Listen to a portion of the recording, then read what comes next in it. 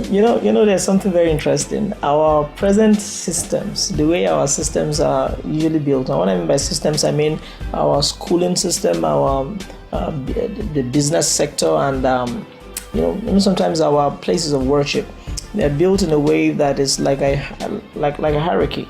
You have the person at the top is the top of the triangle or top of the pyramid is the boss, and then you go lower, you have the directors, you go lower, finally you have the members, the people just down there, or in other words, maybe the foot soldiers, you would say, and that's how we're developed, or we're trained to think that way. But now let's look at a child's model. Is that how children operate? I remember when I was a child, maybe we want to play. I wasn't that good. I was horrible with football, but I wanted to play a football match. It wasn't about winning. It was just about playing. I wanted to play a football match, and we would go to. If the team is incomplete, we could still play that way, but we would go to the house of that child who is held back and find out why the child is held back. And sometimes we discover that the father of that child wants him to finish his homework first, so we would wait, or we would beg. And I used to be the spokesperson.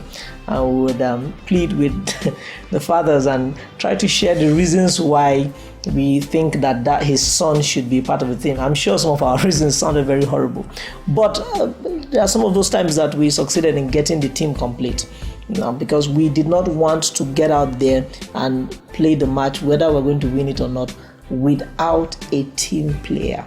Now, if you want to take a cue from that as adults, we have to understand that if you really want to achieve things with less stress, with less difficulty, you must be willing and able to work with other people. Form a team rather than trying to go at it alone.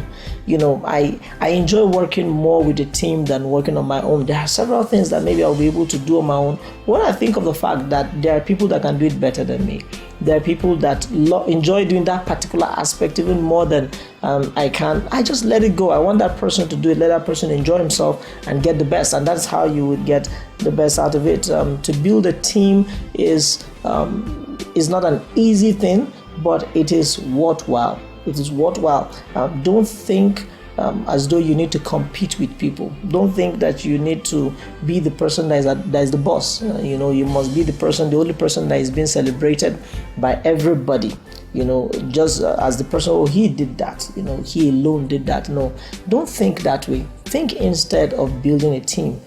Team play. What is that goal you want to achieve? And there's something very interesting about big goals. They always look bigger than the people that those goals have come to. It is just like Martin Luther King, who stood before thousands of people and shouted to the whole world that I have a dream, that one day my 4 little children would be judged by the content of their character and not by the color of their skin. But think about it. Did he achieve that dream alone? No.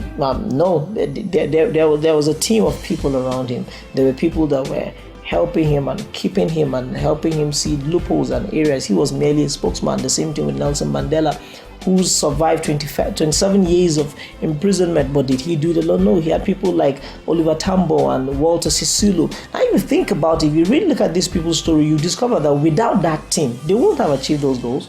They won't have achieved these great things. Think about Jesus. He had 12 people that formed a team with him, and many other people that we did not even have record of. But this man also had a team of people working with him. You would say, oh, well, he would be able to achieve the goal alone. But no, I beg to differ. He needs people around him. So set out, go and form a team rather than thinking that you can do everything by yourself.